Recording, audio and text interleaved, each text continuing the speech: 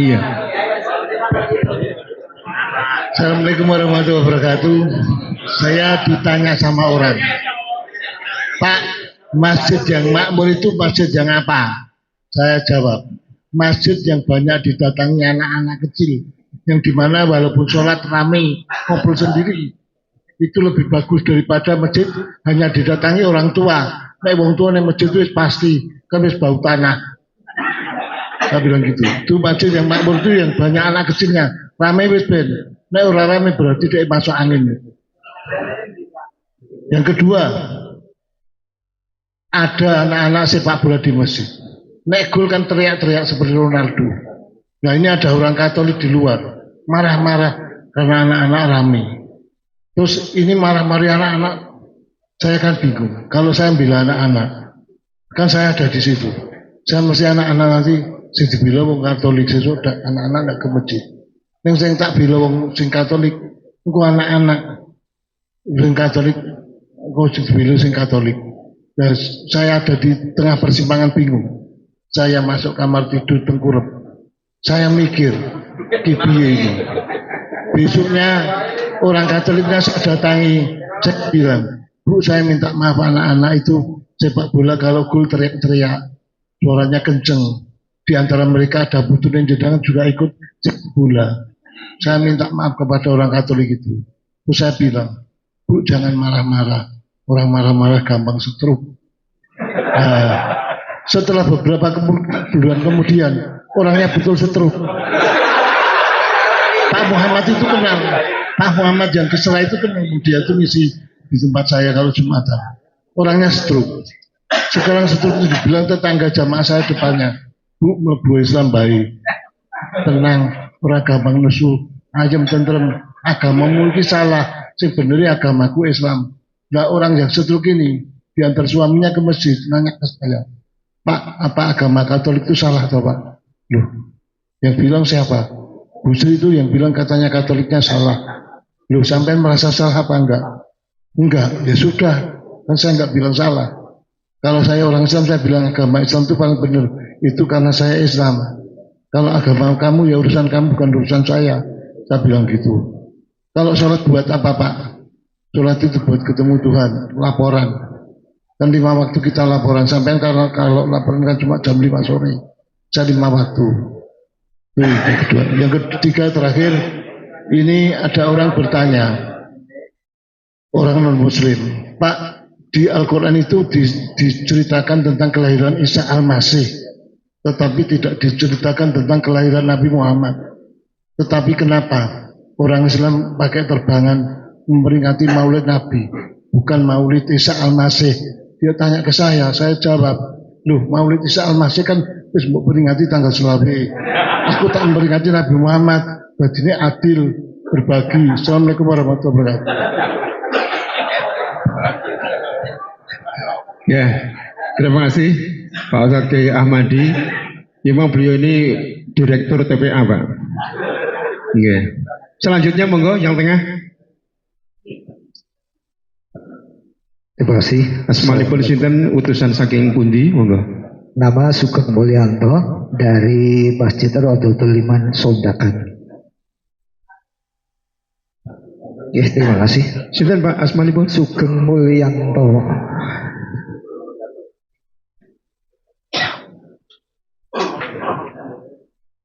Ya Pak, ini mohon pencerahannya. Di tempat kami itu jamaahnya ada 4 generasi Pak. Generasi tua, generasi setengah tua, generasi remaja dan anak-anak. Namun untuk kegiatan jamaah yang 5 waktu ini, setiap harinya memang tidak ramai. Saya bilang tidak ramai begitu. Namun menjelang mungkin Idul Adha atau bulan Ramadan, kemudian juga kegiatan Idul Adha atau Idul Fitri, nanti ada kegiatan itu semua datang, baik dari jamaah tua, setengah tua, remaja dan anak-anaknya datang ramai sekali. Tapi begitu kegiatan ini selesai, misalnya selesai Idul Adha atau Idul Fitri nanti sepi kembali Bapak. Saya mohon pencerahannya bagaimana. Terima kasih. Oke, terima kasih. Masih ada lagi? Oh, oke, monggo bagian utara satu lagi. Pak Agung nih. Oh, oke. Matur nuwun. Saya akan menanyakan mengenai tadi disampaikan masjid sebagai benteng toleransi salah satunya itu. Ini saya lihat di kota Solo ya ini.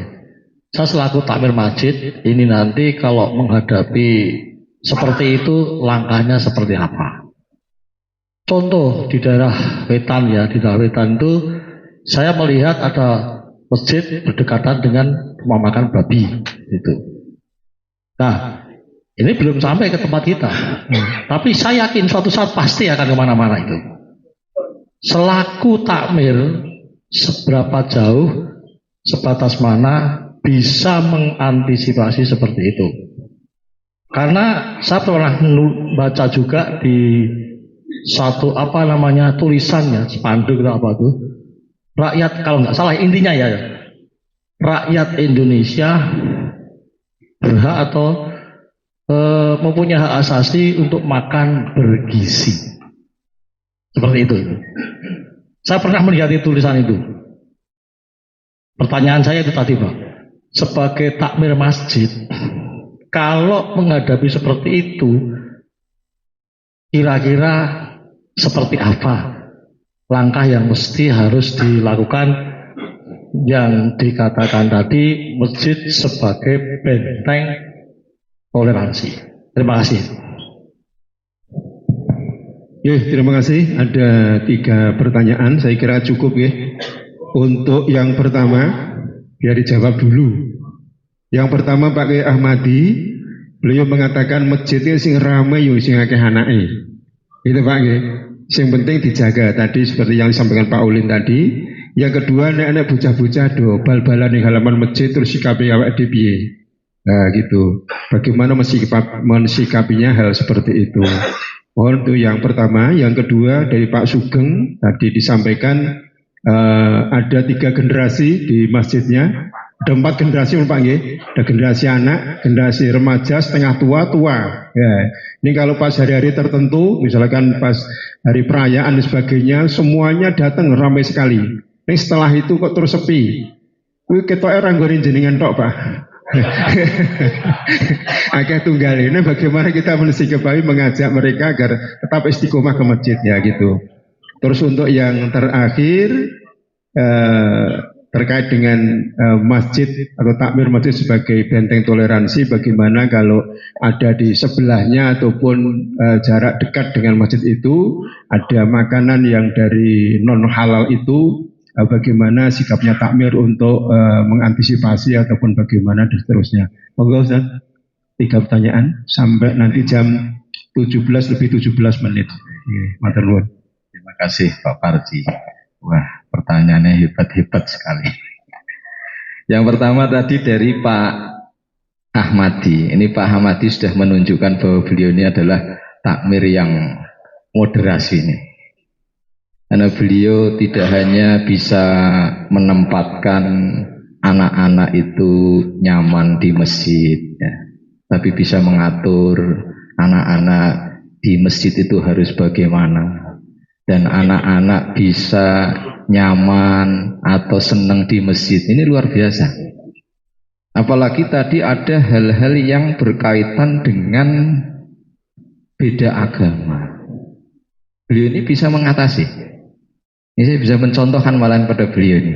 Luar biasa. Di lapangan ini sudah beliau mengatasi. Mungkin saya malah lebih belajar sama beliau. Yang sudah di akar rumputnya bisa mengatasi ibu-ibu yang atau non muslim yang sampai bisa masuk Islam, sebuah luar biasa. Terus tadi langsung nyambung saja. Jadi dikatakan Pak siapa dari masjid. Nah, jika di situ masjid menjadi benteng toleransi, sementara di tonggone masjid ono bakul babi. disinilah pentingnya di situ ada 3 pilar. Ya. Pilar yang membangun jaringan kolaboratif. Kita sebagai takmir masjid mestinya kan ono warung di situ kan yo. Wah. Lah ini sebagai takmir masjid ini kan ada kolaboratif, satu ke pemerintah. Kedua bisa ke takmir masjid lain.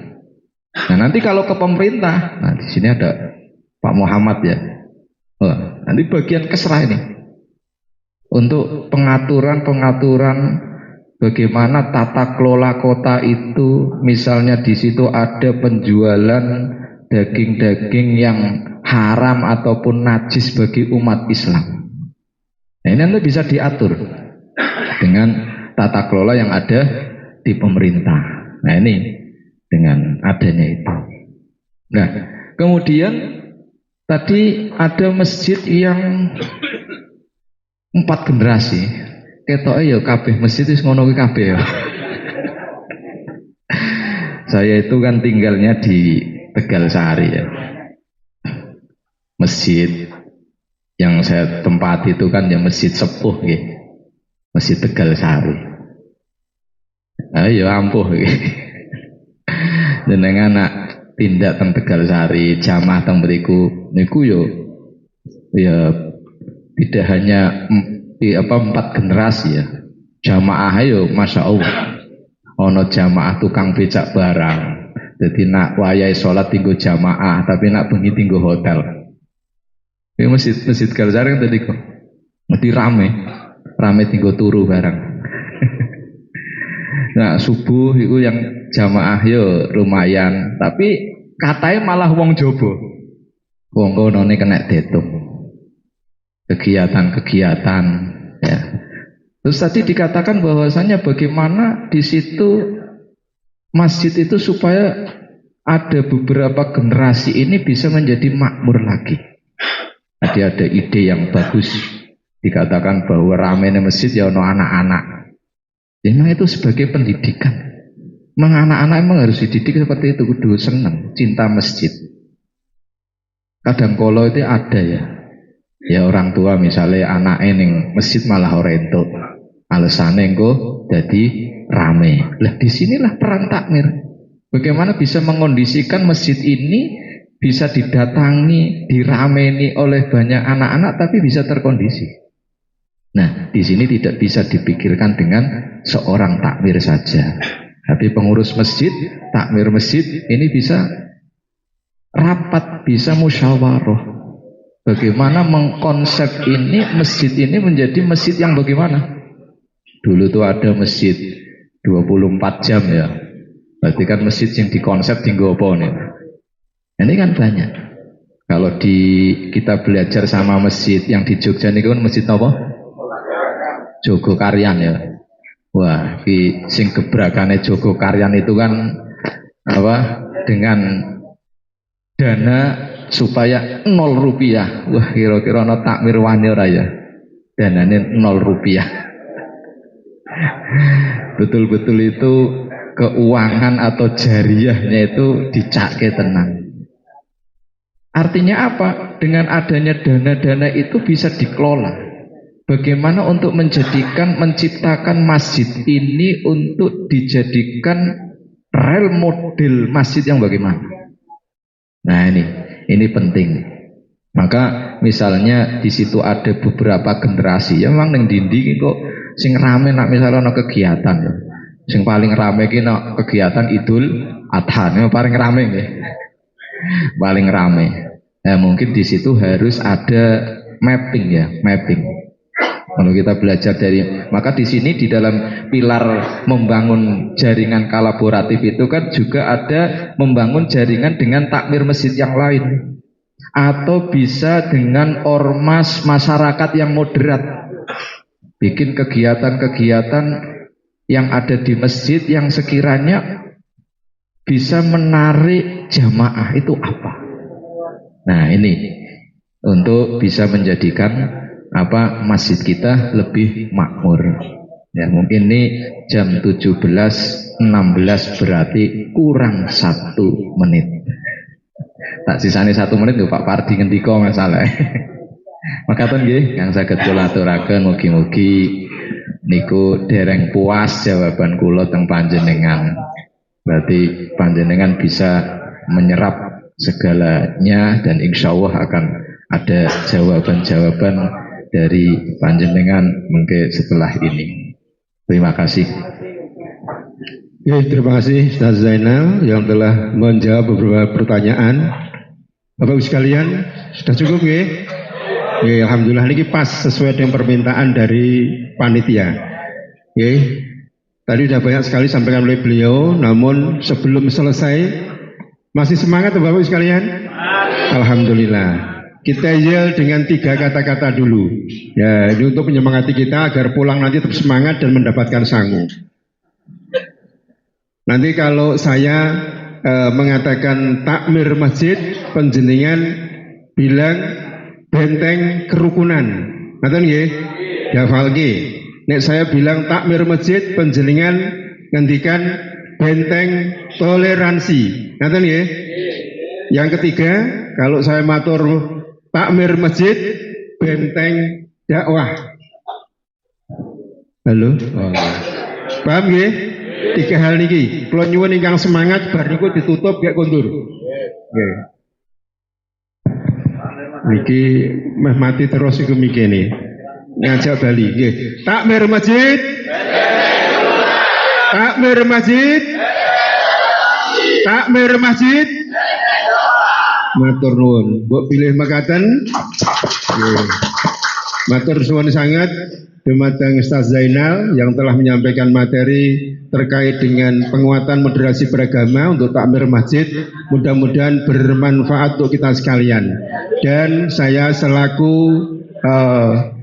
yang mengantarkan sesi yang terakhir ini, apabila banyak hal yang kurang berkenan, saya mohon maaf yang sebesar-besarnya. Marilah kita akhiri bersama sesi ini dengan bacaan hamdalah bersama.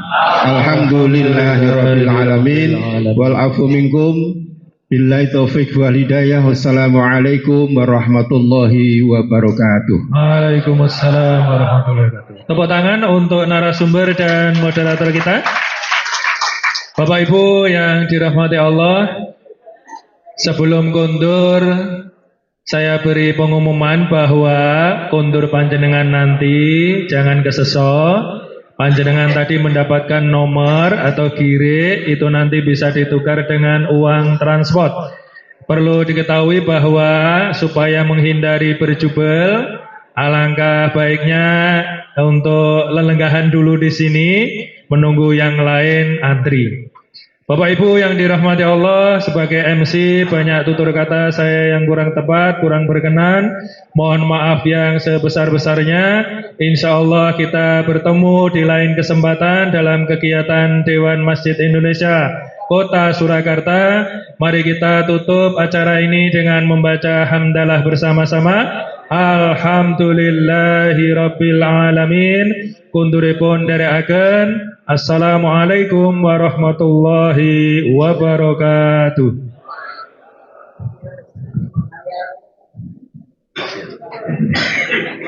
Yang menghendaki materi dari 3 narasumber, berikut ada barcode yang bisa difoto untuk mendapatkan materi. Berikut dokumentasi dari kegiatan-kegiatan dari siang tadi sampai sore ini.